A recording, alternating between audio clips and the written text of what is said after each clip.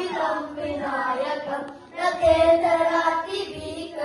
नवोदितार्कभास्वरं नमत्सुरारिनिर्जरं रथादिकापदुद्धरं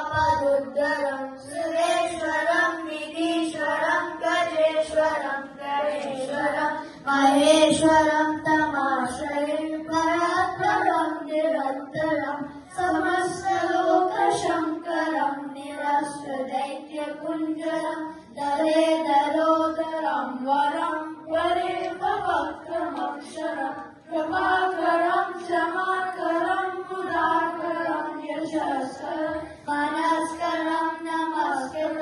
नमस्करोमि भास्वरम् अकिञ्चनातिमार्जनं चिरन्तनोक्तिभाजनं पुरारिपूर्वनन्दनं सुरारिगर्वचर्वणं प्रपञ्चनाशभीषणं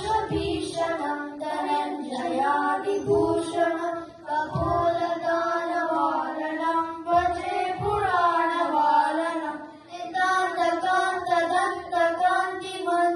नितान्तकान्तदन्तकान्तिमन्तकान्त्यकात्मजम् अचिन्त्यरूपमन्तहीनमन्तराय कृन्दनं हृदन्तरे निरन्तरं वसन्तमेव योगिनां तमेकदन्तमेव तं विचिन्तयामि सन्ततं महागणेश पञ्चरत्नमादरेण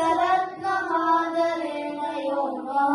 प्रभृति प्रभातके हृदि स्मरन् गणेश्वरम् अरोगतामदोषतां सुसाहितीं सुपुत्रतां समेहितायुरष्टभूतिमभ्युपैति सो